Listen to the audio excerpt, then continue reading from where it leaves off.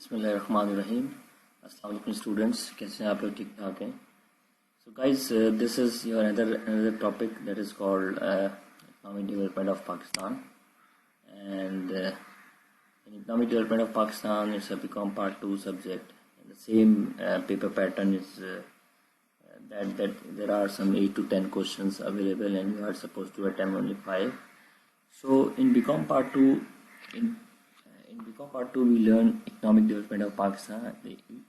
This is all about the economies of Pakistan. اس کے اندر پوری کی پوری ہم پاکستان کی اکنامی کو ہم ڈسکس کر رہے ہوتے ہیں. پاکستان میں اکنامک ڈیولپمنٹ کیسے ہو رہی ہے، اس کے کیا کیا بیریئرز ہیں، اور کیا ڈفرینس ہے اکنامک گروتھ میں، اکنامک ڈیولپمنٹ میں، اور ایک کسی بھی ڈیولپنگ کنٹری جس طرح پاکستان ہے اس میں کیا کیا کریکٹرسٹکس ہوتی ہیں، اور کسی بھی ملک میں اگر اکنامک ڈیولپمنٹ ہمیں حاصل کرنی ہے تو اس کے پری ریکوسائٹس کیا ہیں، مطلب ہمارے ملک میں کیا ایسی چیزیں ہوں جس کے ذریعے ہم economic development of Pakistan economic development کو حاصل کر سکیں پاکستان کے اندر. اسی طرح دیکھیں، اگر آپ نے پارٹ 1 کی اکنامکس کو دیکھیں، اس میں ہم پڑھتے ہیں microeconomics and macroeconomics, وہ study of single unit and study at a large. تو وہ بالکل ایک الگ اسپیکٹ ہے، اور یہاں پہ ہم پڑھتے ہیں پاکستان کی اکنامی کو، کہ پاکستان کی اکنامی کے ریسورسز کون کون سے ہیں ہمارے پاس، نیچرل ریسورس کون سے ہیں، ہیومن ریسورس کون سے ہیں، کیپٹل ریسورس کون سے ہیں، ہم کیپٹل فارمیشن کیسے کر سکتے ہیں، پاکستان کا ہیومن انڈیکس کتنا ہے، پاکستان میں ہیومن ڈیولپمنٹ کیسے ہو رہی ہے، اور کن کن فیکٹر پر ڈپینڈ کرتی ہے ہیومن ڈیولپمنٹ. پاکستان میں نیچرل ریسورسز کو کیسے کون کون سے ہیں اور اس کو ہم کیسے ریزرو رکھ سکتے ہیں، اور پاکستان کی کیپٹل فارمیشن کو ہم کیسے بڑھا سکتے ہیں. پاکستان میں کیپٹل فارمیشن کم ہے تو اس کو ہم کیسے اس کی جو پرابلمز اس کو ہم کیسے ریزالو کر سکتے ہیں. اسی طرح پھر ایگریکلچر سیکٹر کے اندر اگر ہم آئیں تو ایگریکلچر سیکٹر کی کیا کیا کریکٹرسٹکس ہیں، ایگریکلچر سیکٹر ہوتا کیا ہے، کن چیزوں پہ بیس کرتا ہے، اور اس کی کیا کیا بینیفٹس ہیں. مختلف قسم کی فارمنگ ہوتی ہے ہمارے پاس، ایگریکلچر مارکیٹنگ کا ٹاپک ہے، ایگریکلچر مارکیٹنگ کس چیز سے بیس کرتی ہے، ایگریکلچر فائنانس کتنا امپورٹنٹ ہے، کیا رول پلے کر رہا ہوتا ہے ایگریکلچر فائنانس ہمارے ایگریکلچر ڈیولپمنٹ کے اندر. اسی طرح ایگریکلچر ٹیکسیشن بڑا ہاٹ ایشو رہتا ہے پاکستان بننے سے لے کے اب تک، کہ پاکستان کے اندر ایگریکلچر ٹیکس جو ہے ایگزمپٹڈ ہے. اسی وجہ سے ایگزمپٹڈ ہے کیونکہ پاکستان کی اکنامی کیا ایگریکلچر ہے، اور ایگریکلچر اکنامی کی وجہ سے ہی پاکستان چاہتا ہے کہ پاکستان جو ہے وہ ایگریکلچر کنٹریز کی بیس پہ جو ہے وہ اکنامک گروتھ، اکنامک ڈیولپمنٹ حاصل کر لے. اسی طرح کسی بھی ملک کے اندر اگر انڈسٹریل ڈیولپمنٹ نہیں پاسبل ہے تو اس کا مطلب وہ ملک کبھی بھی ترقی نہیں کر سکتا. یہ بھی بہت ساری ریسرچ سے پروو ہو گیا ہے، ثابت ہو گیا کہ جناب اگر کسی ملک میں اتنا انڈسٹریل ڈیولپمنٹ نہیں ہو رہی ہے یا انڈسٹریلائزیشن نہیں ہے، وہاں انڈسٹریز نہیں ہے، تو وہ ملک کبھی ترقی نہیں کر سکتا. تو ان ٹاپک کے اندر بھی ہم یہ ڈسکس کریں گے جناب انڈسٹریل ڈیولپمنٹ کس پہ بیس کر رہی ہوتی ہے، اس کی کیا پرابلمز ہیں، اس کی کیا کریکٹرسٹکس ہیں، اور کن چیزوں پہ ہمارا انڈسٹریل ڈیولپمنٹ بیس کر رہا ہوتا ہے، اور ہمارے ملک میں انڈسٹریلائزیشن کیا ہوتی ہے، لارج اسکیل انڈسٹریز کون سی ہیں، اسمال اسکیل انڈسٹریز کون سی ہیں، انڈسٹریل فائنانس کیسے رول پلے کر رہا ہوتا ہے انڈسٹریل ڈیولپمنٹ کے اندر. تو اسی طرح آگے جو ٹاپک ہے بینکنگ فائنانس کے ٹاپک کے حوالے سے ہے. اسی طرح ٹرانسپورٹیشن اینڈ کمیونیکیشن کس طرح سپورٹ کر رہا ہوتا ہے کسی ملک کی ترقی کے لیے، کسی ملک کی خوشحالی کے لیے، اور رول کیا ہے ٹرانسپورٹ کا، کمیونیکیشن کا، روڈز کا. اس میں ساری کی ساری ٹرانسپورٹ کمیونیکیشن آ جاتی ہے. پھر فارن ایڈ، پاکستان آپ کو پتہ ہے کہ ایک ڈیولپنگ کنٹری ہے، ایک انڈر ڈیولپ کنٹری ہے، تو اس کو ڈیولپمنٹ ہونے کے لیے، اس کو ڈیولپ کرنے کے لیے ہمیں لازمی ہمیں ایڈ لینی پڑتی ہے. آپ نے نام سنا IMF کا، آپ نے نام سنا ہے ورلڈ بینک کا. تو پاکستان کے اندر، پاکستان کے یہاں کون کون سی سورسز کے ذریعے پاکستان کو فارن ایڈ ملتی ہے اور فارن اسسٹنس ملتی ہے. اب اگر ڈفرینٹ سورسز ہیں، وہ کون کون سے سورسز ہیں، اس کے ہمیں نقصانات کیا کیا ہوتے ہیں اور ہمیں اس سے بینیفٹ کیا کیا ہوتے ہیں، اور پاکستان پہ جو برڈن ہے وہ فارن ایڈ کا کیوں بڑھتا جا رہا ہے، کیا وجوہات ہیں، یہ تمام کی تمام چیزیں آپ اس سبجیکٹ میں پڑھتے ہیں. تو یہ بہت انٹرسٹنگ سبجیکٹ ہے. پاکستان کی اکنامی کو آپ نے ایک سبجیکٹ میں ڈال دیا پورا اٹھا کے. اسی طرح فارن ٹریڈ آف پاکستان کی، پاکستان میں امپورٹ کون کون سی ہیں، ایکسپورٹ کون کون سی ہیں، ہمارے ملک کا balance of trade, balance of payment negative کیوں رہتا ہے.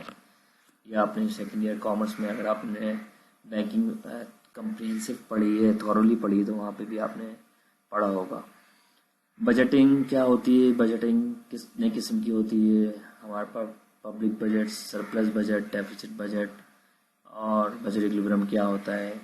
پاکستان میں کون کون سے ہمارے ہیڈز ہیں پبلک ریونیو حاصل کرنے کے، پبلک ایکسپینڈیچر کرنے کے، اور کس طرح بجٹ فارمولیٹ ہوتا ہے، کس طرح بنایا جاتا ہے. ڈیفیسٹ فائنینسنگ کیا ہوتی ہے، پاکستان کے اندر ہر سال ہر 5 سال بعد پلاننگ ہوتی ہے.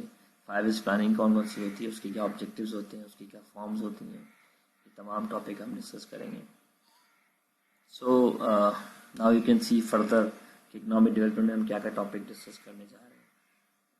Economic development definition, objective economic development, definition of economic growth, element of economic growth, measurement, economic growth کو ہم میجر کیسے کر سکتے ہیں. اب آپ سے میں پوچھوں اکنامک گروتھ کیا ہوتی ہے تو آپ نہیں بتا سکتے. آپ کو پتا ہے کہ اکنامک گروتھ کیا ہوتی ہے, لیکن you don't have the words because you don't have the right concept, you don't have a clear concept. آپ کو آج تک کسی نے یہی نہیں بتایا اکنامک گروتھ کیا ہوتی ہے, اکنامک ڈیولپمنٹ کیا ہوتی ہے. ہمیں ورڈس تو پتہ ہے لیکن ہمیں کانسیپٹ نہیں پتا کہ ہم اس کو ڈیفائن کیسے کریں گے. کیا ایسا میرے ملک میں ہو رہا ہو کہ میں بولوں گا کہ او ہو یہ تو اکنامک گروتھ ہو رہی ہے. کیا میرے ملک میں ایسا ہو رہا ہو کہ میں اس کو دیکھوں گا میرے ملک میں میں چلا اٹھوں یا میں بول اٹھوں کہ جناب یہ ہمارے ملک میں اکنامک ڈیولپمنٹ ہو رہی ہے. تو یہ بہت امپورٹنٹ چیز ہے. بہت سارے سینٹرز کے اندر بیوقوف بنایا جاتا ہے. میں آپ کو ایک بات بالکل کلیئر کر دوں کہ اکنامک ڈیولپمنٹ آف پاکستان تو یاد کرنے کا سبجیکٹ ہے, وہ تو آپ ایسے بھی یاد کر سکتے ہیں. نہیں, آپ ضرور یاد کر سکتے ہیں, ضرور رکھ سکتے ہیں. اسی طرح لاء کے اندر بھی لوگ بیوقوف بنایا جاتا ہے کہ لاء جناب پڑھنے والا سبجیکٹ نہیں ہے, وہ تو یاد کر لو, امپورٹنٹ ہم دے دیں گے. لیکن جب تک آپ لاء کو انڈرسٹینڈ نہیں کریں گے تو آپ کیس اسٹڈیز نہیں کر سکتے.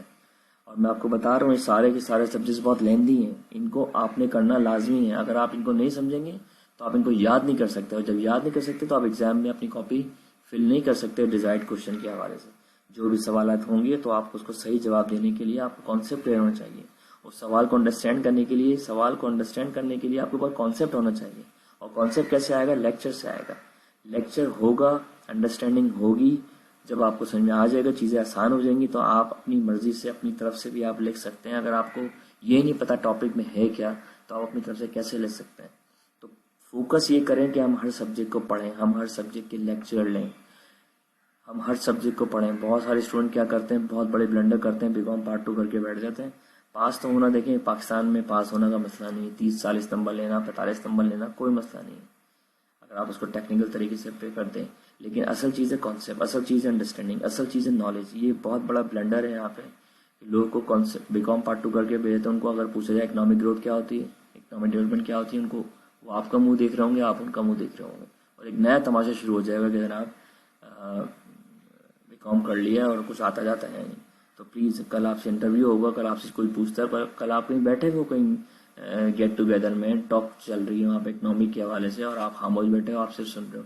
خاموش بیٹھنا اچھی بات ہے, اس میں کوئی شک نہیں ہے. نہ بولنے سے بہتر ہے بندہ غلط بولنے سے بہتر ہے بندہ خاموش بیٹھ جائے. لیکن how you make inspire someone, how to get admire someone, how to get the admiration from some people, یہ جب ہوگا جب آپ کو نالج ہوگی. پلیز اس کو آپ فوکس کریں.